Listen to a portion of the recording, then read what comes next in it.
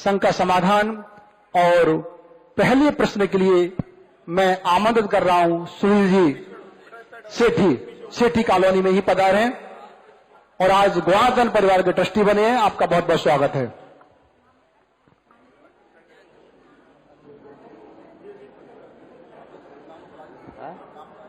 जय बोलो महावीर भगवान की जय।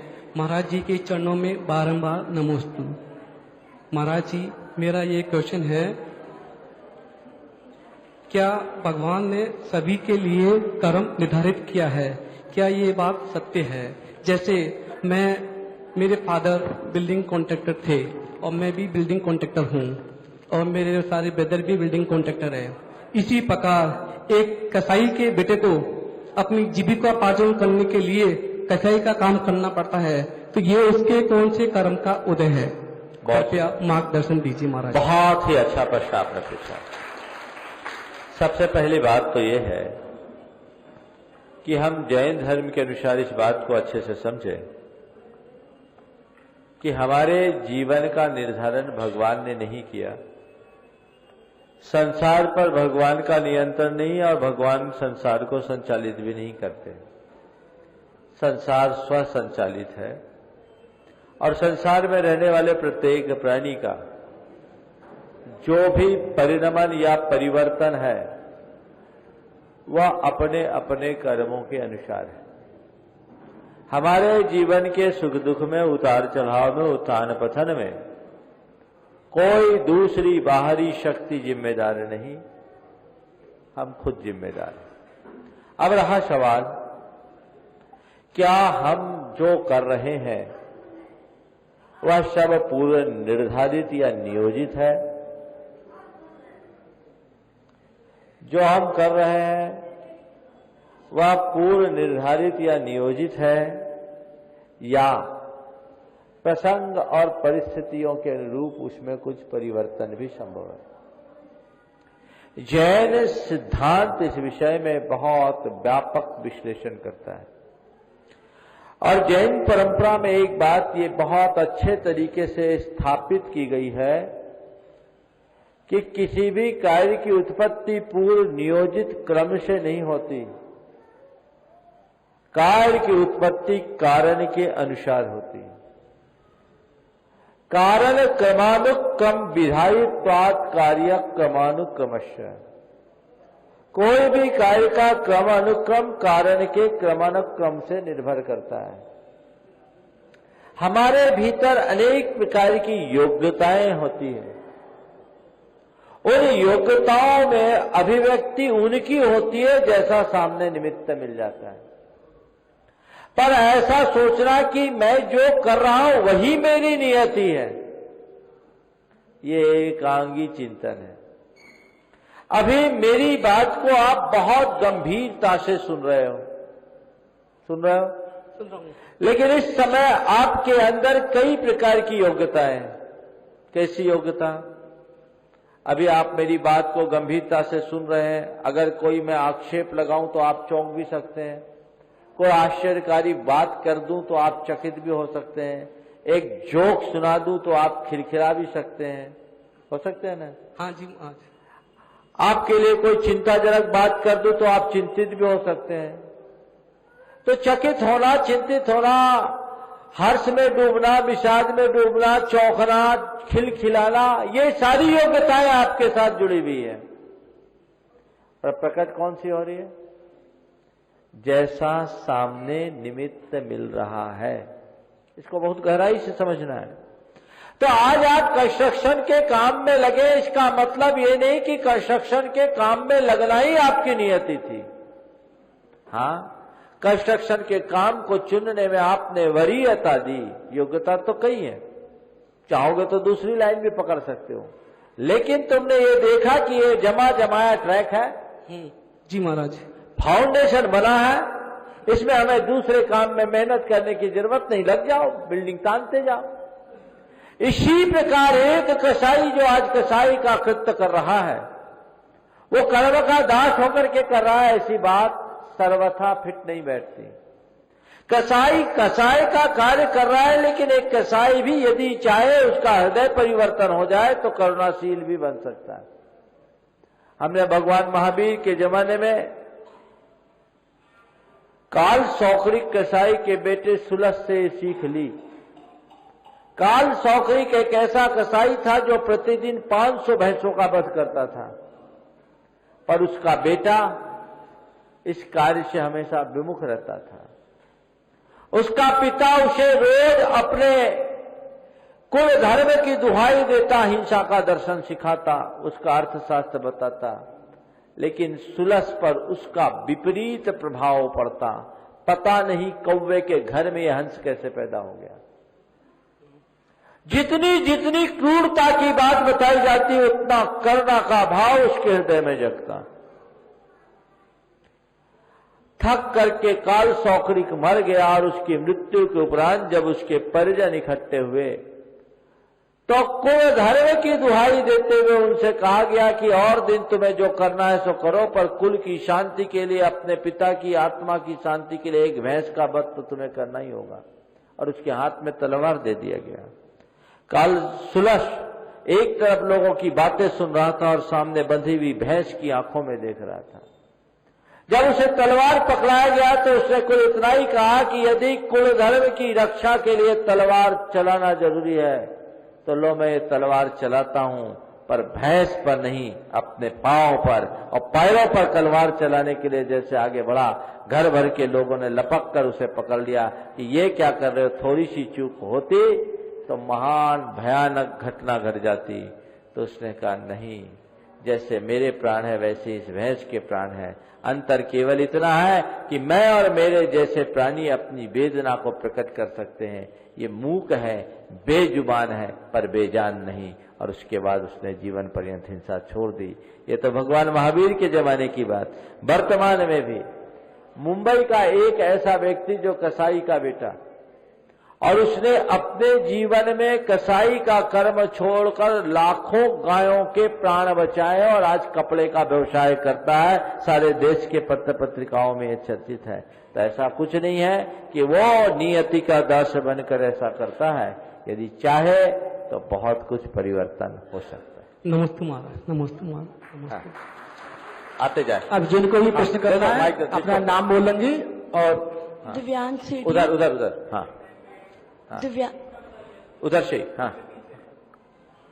दिव्यांश सेठी, सेठी कॉलोनी से। महाराज जी नमस्ते महाराज जी। महाराज जी मैं ये पूछना चाहूंगा कि कभी भी मैं कोई भी काम पॉजिटिव वे में करना चाहता हूँ तो कभी कभार ऐसा होता है कि तो लोग उसे नेगेटिव वे में ले लेते हैं, तो वैसी स्थिति को देखकर मैं कैसे रिएक्ट करूँ? लोगों के नेगेटिविटी को भी पॉजिटिव देखो, तब तुम सही पॉजिटिव होगे।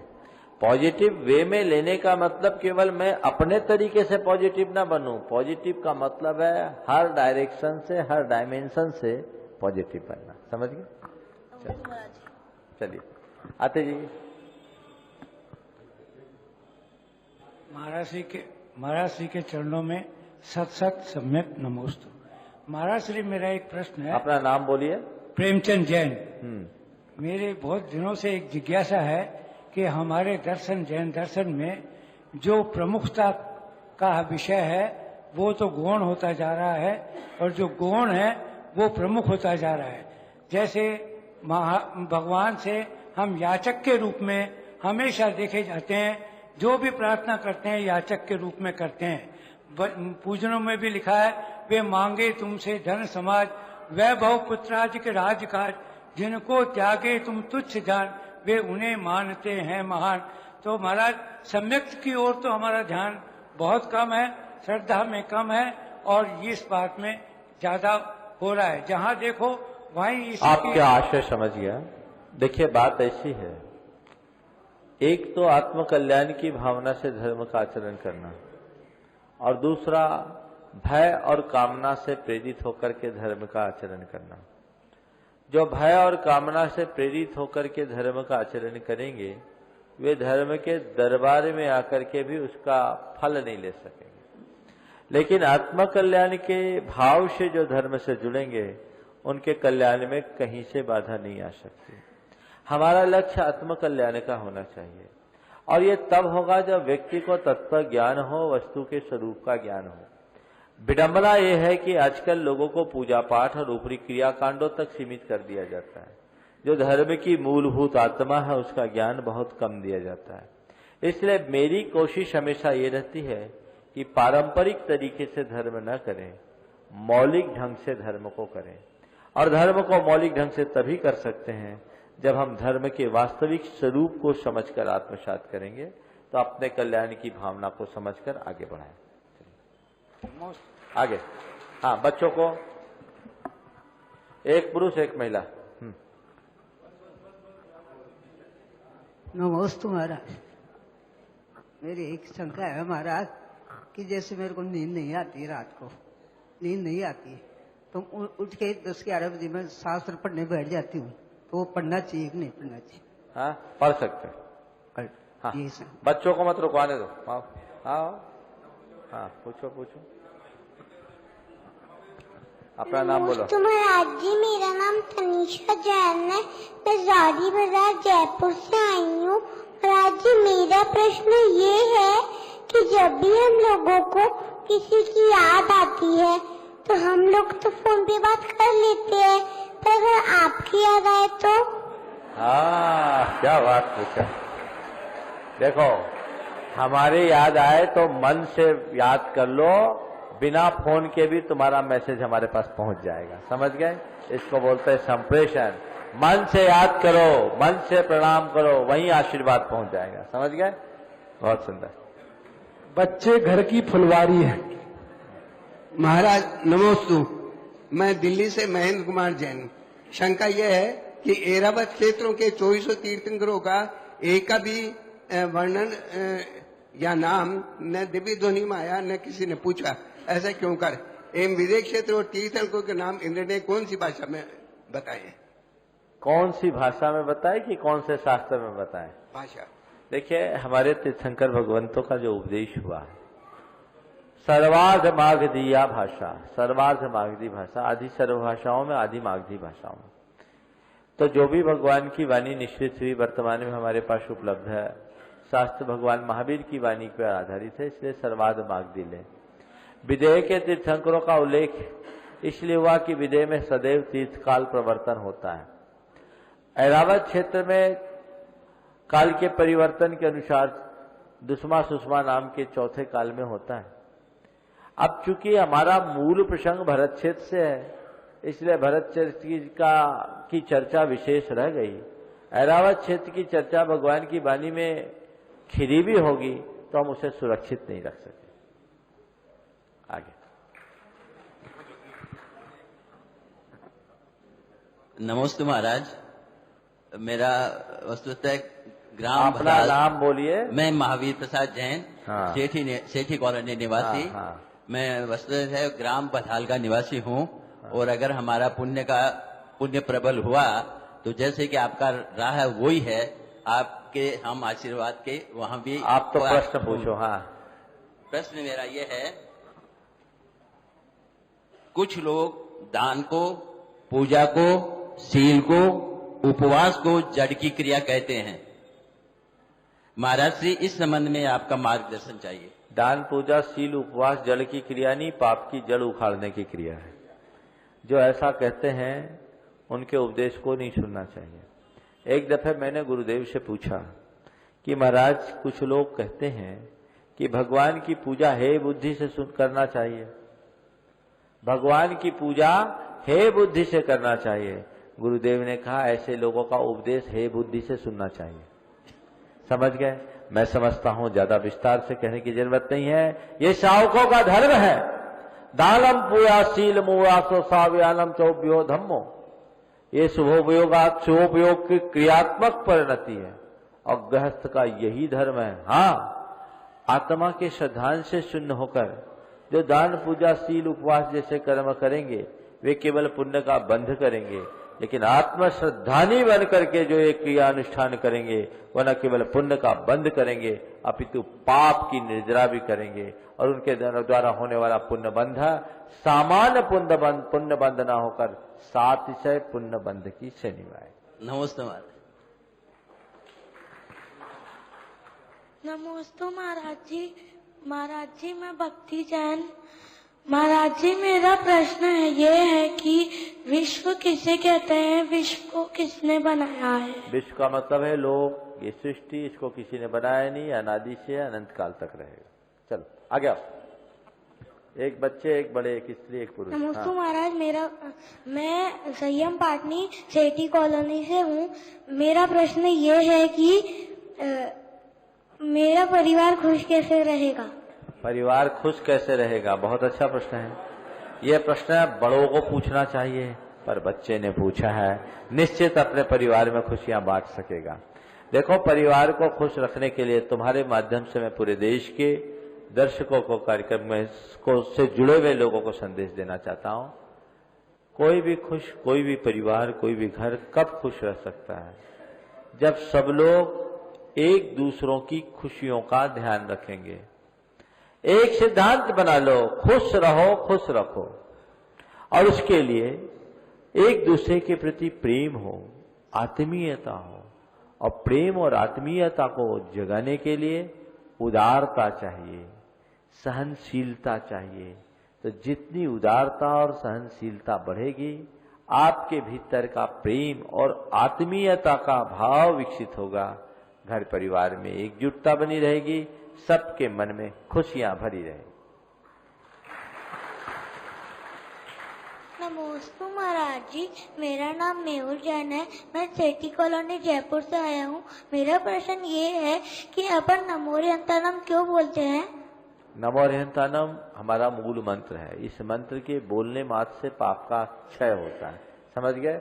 इसलिए पाप काटने के लिए और अपने हृदय को निर्मल बनाने के लिए नमो ह्यंतानम बोलते हैं। नमस्ते महाराज जी। महाराज जी हमें पता है, हमें बच्चे अच्छे, उनको नहीं बोलना पड़ता। अपना नाम बोलो, स्थान बोलो, फिर प्रश्न करो। हाँ नमस्ते महाराज जी, बिंदु जैन। हाँ। हमें पता है हम साथ में कुछ भी नहीं लेके जाने वाले, फिर भी हम भोग के काल में योग को नहीं संभाल पाते, ऐसा क्यों कर पाते? यही तो मन की दुर्बलता है। इसको बोलते हैं मोह की परिणति। केवल जानने से काम नहीं होता।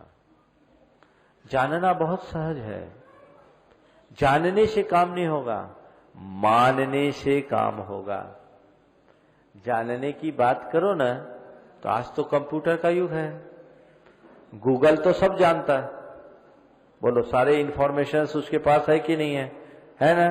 जो आप चाहो गूगल के माध्यम से आप भी जान सकते हो, पर क्या गूगल को उसकी कोई संवेदना है? ज्ञान पर्याप्त नहीं है। ज्ञान तो केवल चित्त के अवधारण का नाम है। आपने अपने दिमाग में कलेक्शन ऑफ इंफॉर्मेशन भर लिया। जानना नहीं, मानना। मैं जानता हूं कि मेरे साथ कुछ नहीं जाने वाला, सब यही छूट जाने वाला। मेरा शरीर भी मेरा नहीं है। मानो तो, और जिस दिन मान लोगे ना, उस दिन फिर घर में नहीं रह सकोगे। आगे। गुरुवर के चरणों में शाश्वत नमन। मैं पदमचंद बेनारा सेठी कॉलोनी से। गुरुवर, मेरी ये जिज्ञासा है कि प्राण व आत्मा क्या अलग अलग हैं अथवा एक? अगर अलग अलग हैं तो प्राण निकलने पर आत्मा बचती है, तो फिर प्राणी निर्जीव कैसे हो जाता है? देखिए आप, और अगर दोनों एक हैं तो प्राण निकल जाने पर प्राणांत ही कहा जाता है, आत्मांत नहीं बोला जाता है, ऐसा क्यों? बहुत अच्छा प्रश्न पूछा आपने। प्राण और आत्मा अलग अलग है, एक नहीं है, लेकिन दोनों में संबंध है। कैसे संबंध है सो मैं आपको बता रहा हूं। ये लाइट जल रही है ना, किससे जल रही है? हाँ, इलेक्ट्रिसिटी से लाइट जल रही है, बिजली से लाइट जल रही है। जब तक बिजली है तब तक लाइट जलेगी। बिजली खत्म, लाइट खत्म, ठीक है ना? तो ये बिजली है, लाइट जल रही है।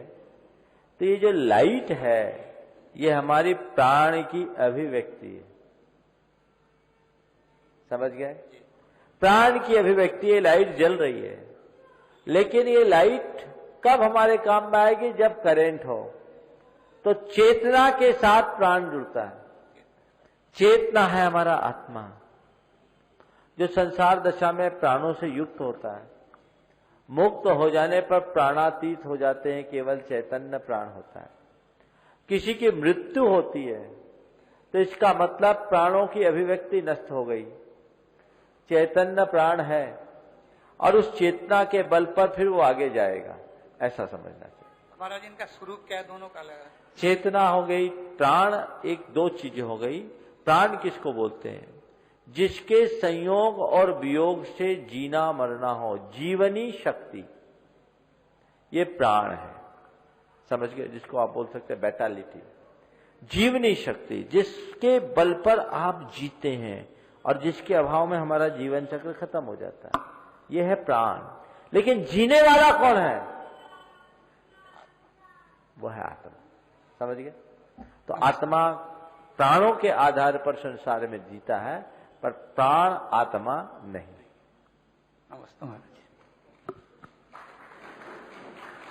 नमोस्तु महाराज जी, मेरा नाम सिद्धार्थ सेठी और मैं सेठी कॉलोनी निवासी हूँ। मेरा प्रश्न ये है महाराज जी कि हम सबको पता है कि हर मनुष्य का जीवन एक समान होता है। हर मनुष्य के जीवन में अप्स एंड डाउन्स होते हैं। हर मनुष्य के जीवन में कभी सुख समय आता है तो कभी बहुत दुख आता है। तो मैं ये जानना चाहता हूँ कि महाराज जी, कैसा भी समय हो, हम सब एक समान कैसे रहे और कैसा भी समय हम सबको पार करके चल जाए। बहुत अच्छा प्रश्न पूछा है तुमने, और इस उम्र में इस तरह का चिंतन होना बहुत अच्छे संकेत है। देखो, समय एक सा नहीं रहता, पर हम हर समय को एक से नजरिए से जी सकते हैं। कैसे जी सकते हैं? जैसे दिन के बाद रात होती है, रात होने पर घबराहट होती है क्या?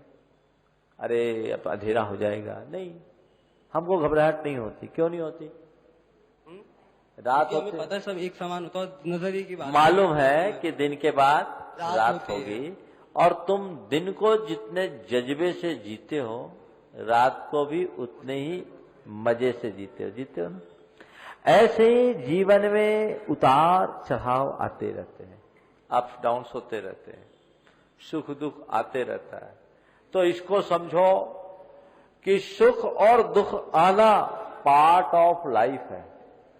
क्या बोला? Part of life. सुख और दुख का आना पार्ट ऑफ लाइफ है, और उसमें स्थिरता बनाए रखना आर्ट ऑफ लाइफ है। समझ गए? बस यही आर्ट है। ठीक है, ये तो नेचर का एक नियम है, रूल है, हम इसको टाल नहीं सकते। तो ठीक है, बाहर की स्थितियां जो बन जाए, मैं अपने मन की स्थिति को कभी बिगड़ने नहीं दूंगा। मैं डॉक्टर विमला पाटनी, दिल्ली से। गुरुवर के चरणों में शत नमन। मेरा प्रश्न है महाराज जी, हालांकि ये थोड़ा हो सकता है आम जनता को समझ नहीं आया, पर मेरी जिज्ञासा है बहुत दिनों से कि सिंह निष्क्रिय व्रत किसको कहते हैं? वर्तमान में आचार्य शांति सागर महाराज ने ये व्रत किए थे, उसके अलावा किसी मुनि ने किए हों, और ये इसके लिए पुरुषार्थ चाहिए या उत्तम सहनन चाहिए? सिंह निष्क्रिय व्रत एक महाव्रत है। हरिवंश पुराण में इसका विस्तृत वर्णन है। इसकी कई प्रकार की विधियां हैं।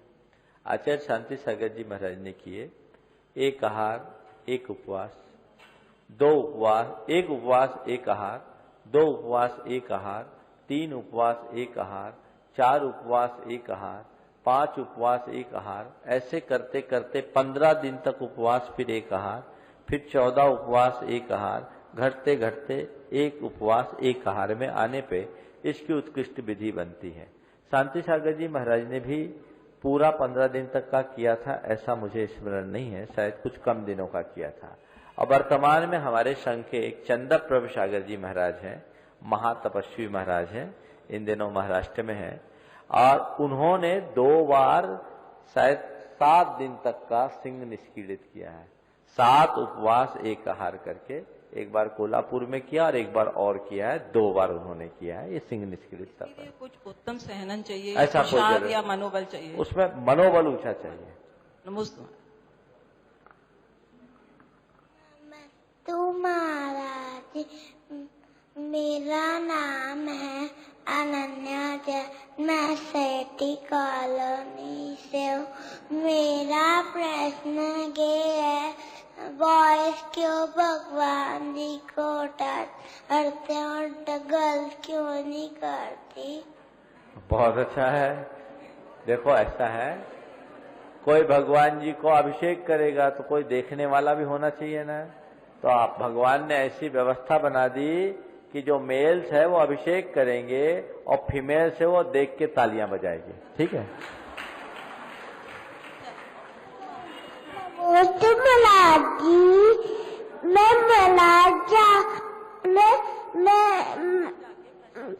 मैं मंदिर जाके प्रसाद खाता हूँ, उससे पाप नहीं लगता क्या?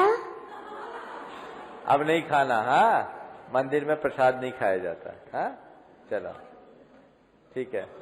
मंदिर में हम भगवान के आगे चढ़ाते हैं बेटे, खाते नहीं है। ठीक है ना, भगवान के चरणों में चढ़ाना है, खाना नहीं है। ठीक है। नमोस्तु महाराज। हाँ चलो आगे, नेक्स्ट, जल्दी आपके पास चलो, जल्दी करो, आज समय ऐसे कम है, थोड़ा फास्ट करो।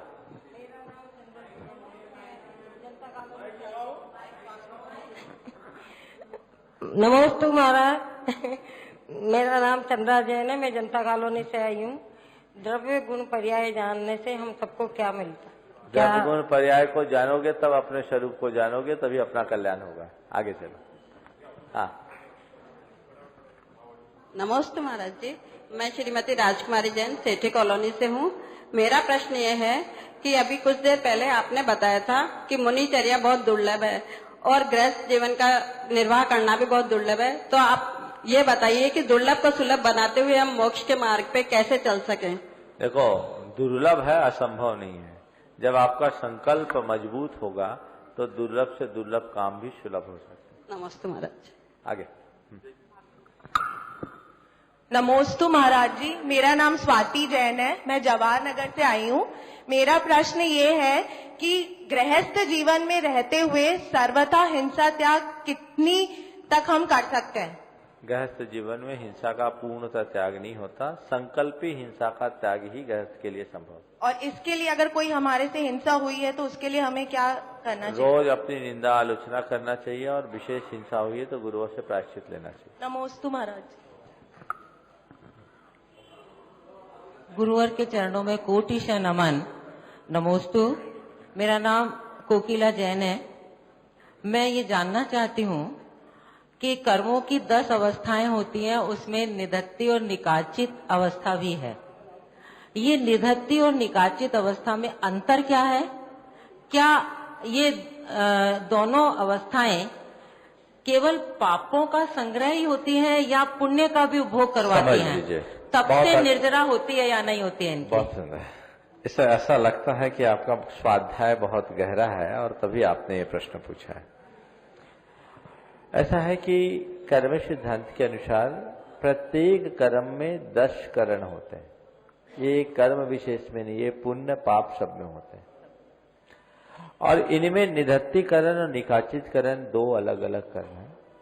निधत्तीकरण वो कर्म है, निधत्तीकरण में ये होता है कि कर्मों का उदीर्णा नहीं होती और संक्रमण नहीं होता, पर उत्कर्षण अपकर्षण हो सकता है। अब आप लोगों को समझ में नहीं आ रहा होगा। उदीर्णा और संक्रमण का मतलब है एक कर्म असमय में भोगे नहीं जा सकते और इसको बदला नहीं जा सकता, पर इसकी फलदान की शक्ति और कालावधि को घटाया बढ़ाया जा सकता है। माने इसके ड्यूरेशन और इंटेंसिटी को तो चेंज किया जा सकता है, पर इसे समय से पूर्व गलाया नहीं जा सकता और इसे किसी भी स्थिति में बदला नहीं जा सकता। हर कर्म में कुछ पार्टिकल्स ऐसे होते हैं। दूसरा है निकाचित। वो निकाचित करण जिसमें होता है उसको हिला डुला भी नहीं सकते, न उसकी फलदान, न उसमें उत्कर्षण होता, न अपकर्षण होता, न संक्रमण होता, न उदीर्णा होती। यानी न समय में भोग सकते हैं, न उसे बदल सकते हैं, न उसकी शक्ति को घटा सकते हैं, न बढ़ा सकते हैं। तो ये सब कर्मों में होता है। पुण्य और पाप सब कर्मों में सामान्य रूप से हमारे भावों के अनुसार ये पड़ता है। और निधत्तीपना निकाचितपना कर्मों का शुक्ल ध्यान की विशुद्धि के बल पर ही नष्ट होता, 9वें गुणस्थान में। पर हाँ, जिस कर्म के निधत्ती और निकाचित पने को शुक्ल ध्यान की विशुद्धि से दूर किया जा सकता है, उसी के कुछ अंश को भगवान की भक्ति से नष्ट किया जा सकता है, ऐसा आचार्यों का कहना है। आचार्य वीरसेन महाराज ने धौला में लिखा है, जिन बिंब दंशनेन निधत्ति निगाजिदस्तविमिच्छत्तादि कम्म कलावश्य खय दंशनादो।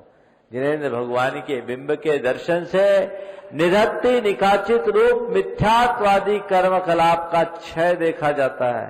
इसलिए बहुत अच्छा अवसर हमारे पास है कर्म को गलाने का, कर्म को का क्षय करने का।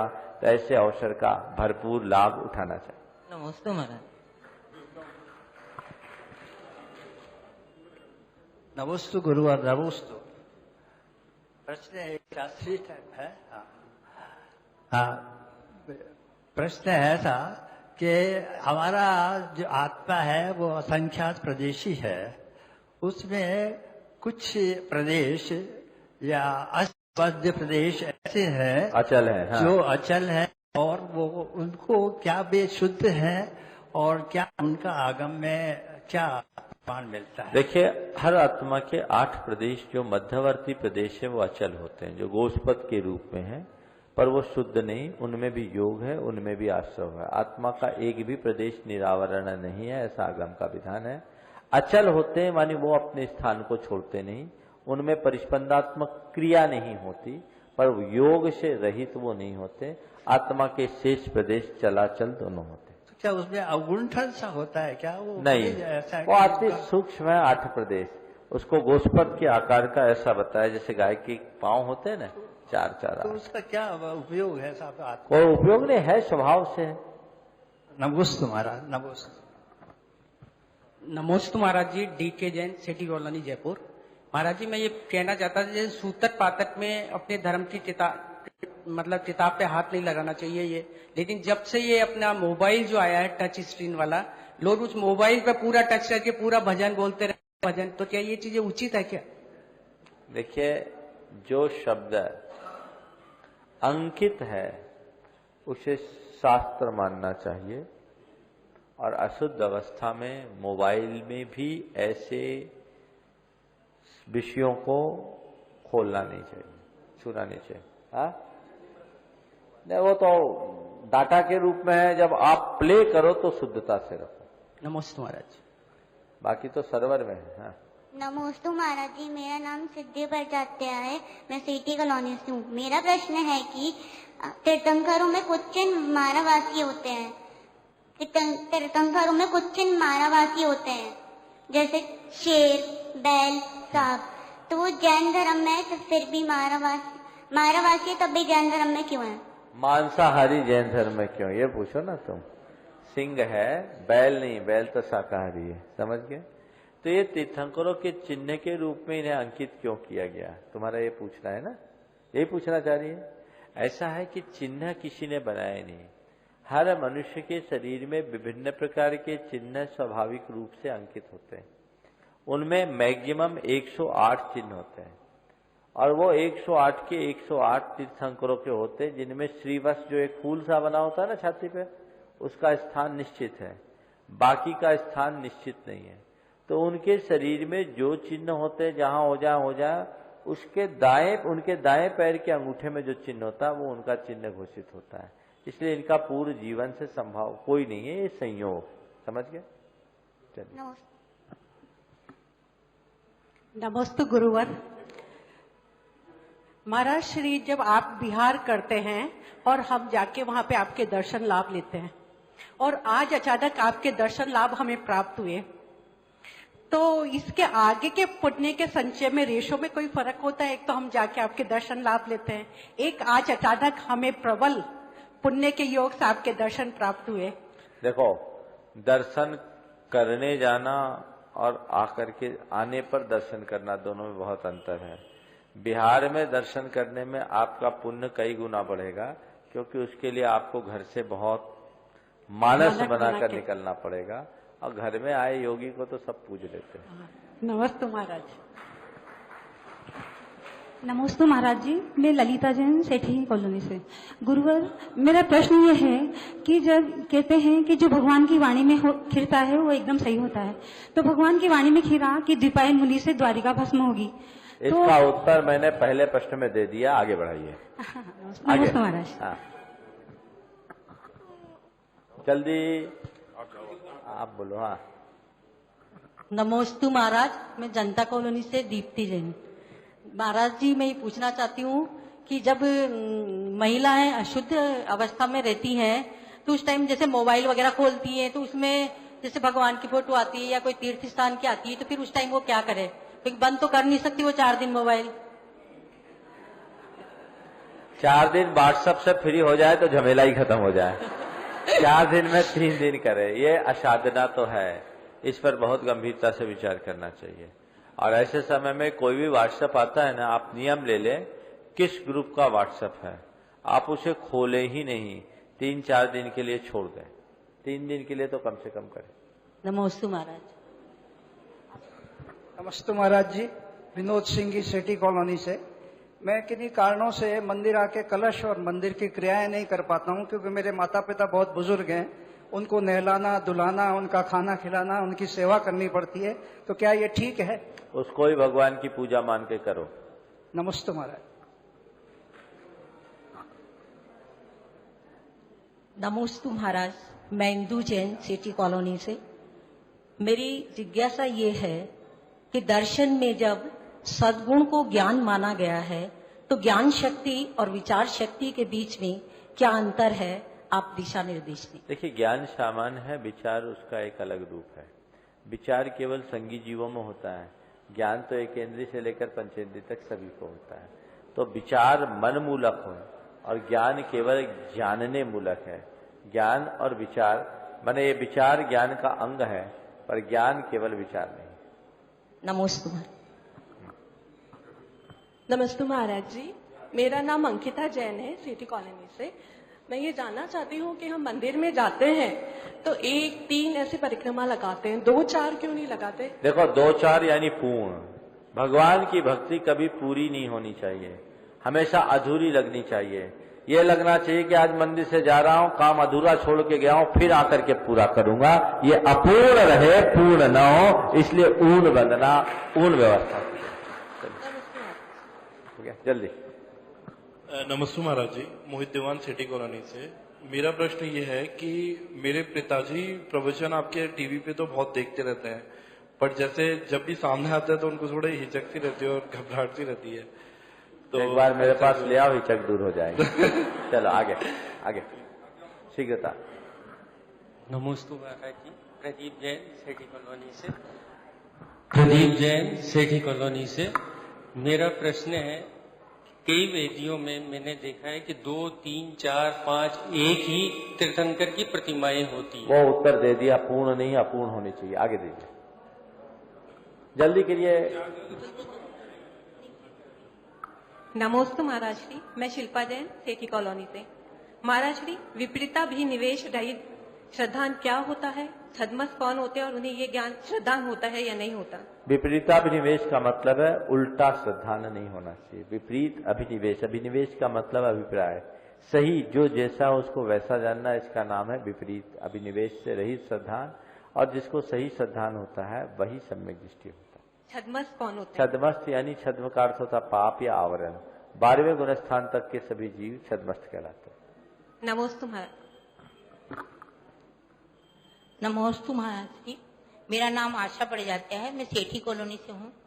आजकल महाराज जी आपका व्याख्यान माला भक्तामर जी पर चल रहा है, तो मैं उसी प्रसंग में आपसे पूछना चाह रही हूँ कि आपने जो बताया अभी तक, जितना बताया ये चित्रम की मत त्रिदशांगना भी, लेकिन मैं अभी उद्भूत भीषण जलोदर भार बुगना शोचाम दशाम उपगताश्रुत जीवित आशा तत्पाद पंकज रजोमृत दिग्ध देहा मत्याम भवंती मकरध्वज तुल्य रूपा, इस पर ये जो हीलिंग वाला जो वर्कशॉप कर रहे हैं, तो महाराज श्री उसके लिए मुझे किस चीज के लिए, किस तरीके से मुझे उसमें आप अलग से बात करना, फिर बात करेंगे। इसको मैंने अपने व्याख्यान में बताया भी, अलग से आने दो। अच्छा।